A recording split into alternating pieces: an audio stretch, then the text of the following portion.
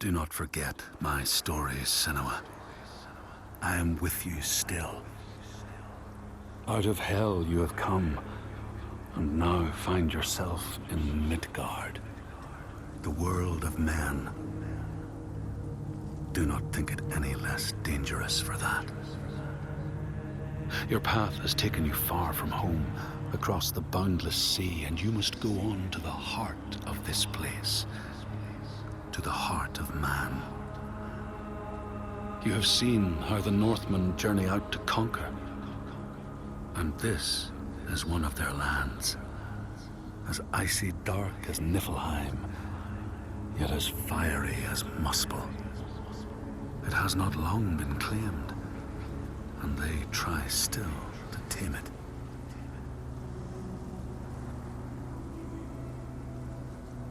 The Skald's verse speaks of a man called Grettir the Strong.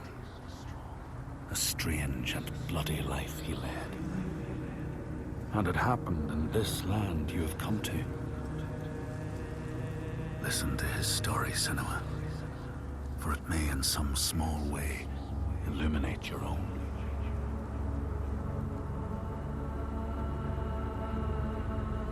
The Skalds say that in Grettir's time, a nearby farm was plagued by hauntings.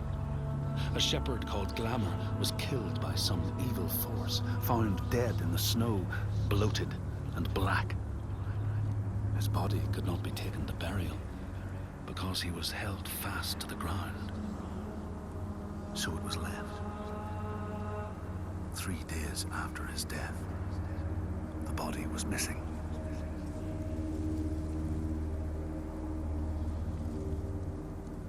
The Skalds tell how the revenant Glamour roamed the settlements, terrifying all those who lived there. Each one he killed, in turn, rose to walk beside him. Thus, evil begets evil. But the man Grettir was proud and overbearing, and thought the Droiger no match for his strength.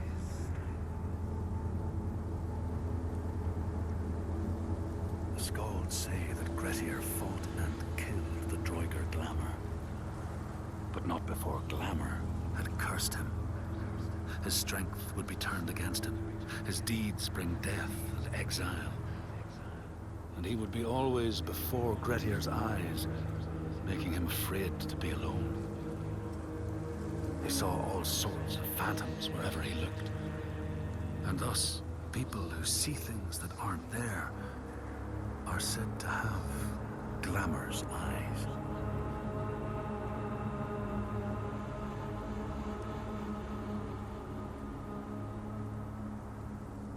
The Skalds tell how in the time of Grettir's kinsman Thorgrim, there was a terrible famine. No crops could be grown, and the fish fled the nets. It lasted years, and the people were desperate. There was no respite even in spring, since terrible gales from the north would rise up and set in for weeks. This is a cold and unforgiving land, Senua.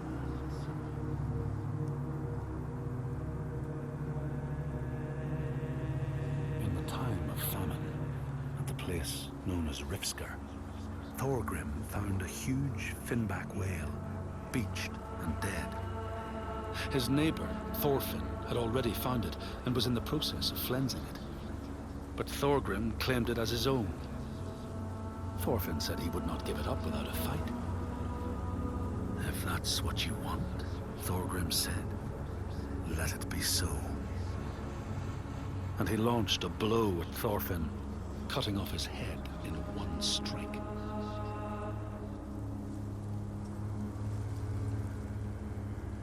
The Skalds say that the neighbors fought, armed only with the knives and axes they had brought to cut up the whale, even picking out the whale ribs to beat down their enemies.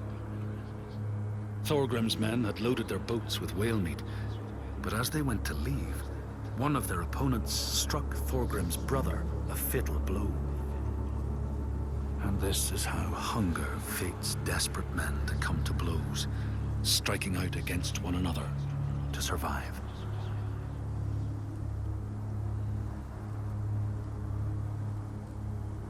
The Skalds speak of the time Grettir, traveling with some others, ran into rough weather and docked their boat on an island. They had not brought fire with them, and the merchants complained bitterly. Seeing a great fire blazing on the other side of the strait, Grettir said he would swim over to fetch it. He took off his clothes and struck out across the water, wearing nothing but a cloak.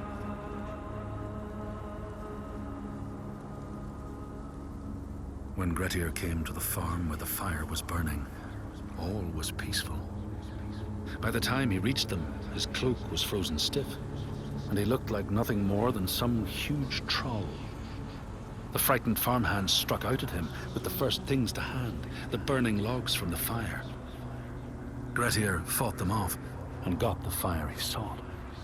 But the sparks from the logs spread fire all over the house, and nobody survived the blaze.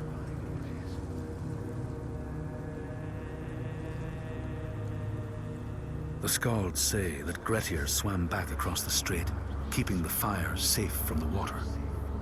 His friends applauded Grettir's bravery, but when word spread about the massacre at the farm, people took against Grettir. Nobody wanted anything to do with him, and when the news reached the Althing in the summer, Grettir was pronounced an outlaw. All doors would hence be shut to him.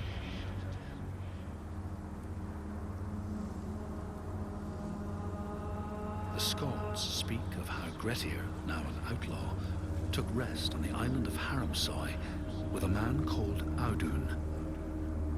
Grettir saw a great yellow glow like a fire rising from the ground.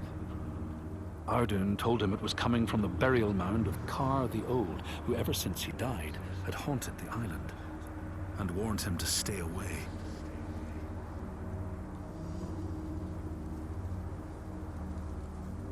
The Skalds say Grettir wanted the sword that was buried in Kar's How, and would not be deterred from seeking it. He broke the mound open and started digging until he reached the timber props. By this time it was night. Audun warned him again not to continue, but Grettir threw down a rope and went inside the mound.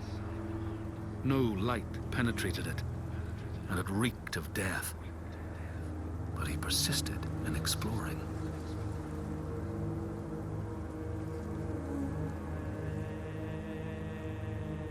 Grettir found the sword he was seeking, Kar's loom, buried in the grave mound. He went to leave, but before he could reach the rope, something grabbed him from behind, and Grettir realized the mound dweller would not let his treasure go. The two fought ferociously until Grettir got the advantage and chopped off the revenant's head. But Kar's loom would prove his undoing, fated to be the sword that killed him.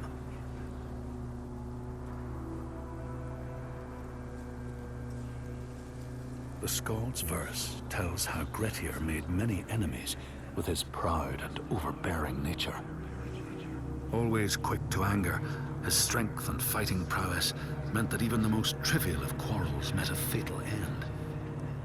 The kinsmen of those he killed or maimed were angry, and because he was an outlaw, no one was allowed to help him.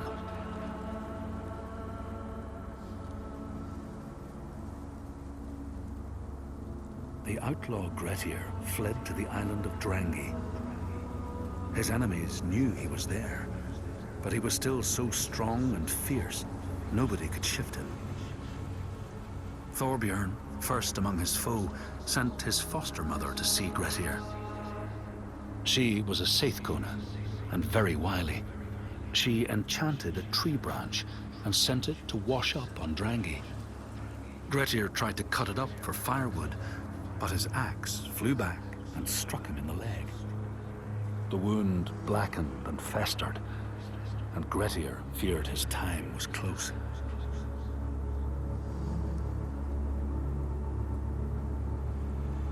The Skalds say Grettir, wounded by Seidr, was now so weak it was possible for his enemies to defeat him.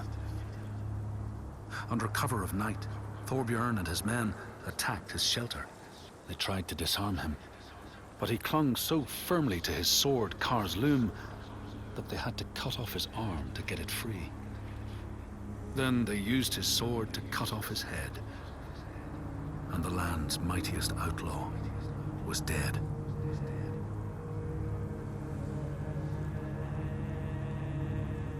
As the Droiger glamour had predicted, all Grettir's brave and fine deeds brought him misery. So fate makes prisoners of us all. But it was Grettir's nature that made him fight the Droiger, and Grettir's nature that led to blood feud and exile. So what is truly our prison, Senua? Is our path ordained, and we powerless to change it? Or do we blame uncertain powers for what we ourselves ordain?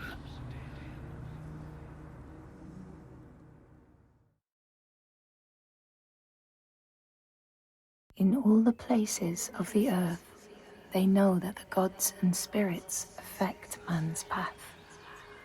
All the misfortune that befalls man lies at their feet. If you have eyes to see, you see their presence and their power. Keep your eyes open, traveler, and you might see their faces. Here, they once said that Loki lies imprisoned in a cave, trapped by his enemies, who set a serpent above to drip venom on his face. His wife, Sigyn, sits beside to catch the venom in a bowl, but when she must leave to empty it, the poison falls unabated. His pain is so great that he thrashes and writhes. And here above, we see the earth shake and break apart. Across the sea, they know that the earth is carried in the arms of a giant. When he is vexed or injured, he may not carry his burden so gently, and the world will feel his anger and pain. In a land far away, they say the winds are trapped inside the earth. They try always to make their escape, and they buffet and beat on the walls of their prison, causing the earth to quiver. And when they break through, they make their escape. They explode out in fury. In the lands of your birth, people live hidden too, in the hills and stones. They may be the remnants of a godly race who lost a war with giants and, finding the world changed, retreated into silence. But you still see their carvings and circles from the time when they walked among men.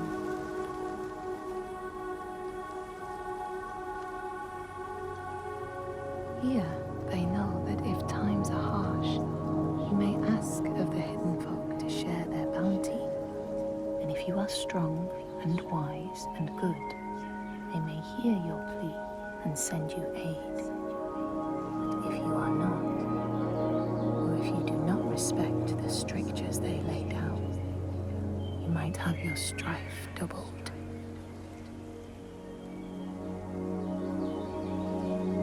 In the lands of your birth, and in these lands too, they know that people can be taken by the secret fair ones. If you are not careful and do not keep to the pathways, you may find yourself among them. In a land to the east, they know that when a traveler finds themselves lost, it is the fault of the Vadadash, who wait at the crossroads to trick souls passing by. The only remedy is to let your horse lead you home, because beasts have no souls. But if you have no horse, your soul is lost forever.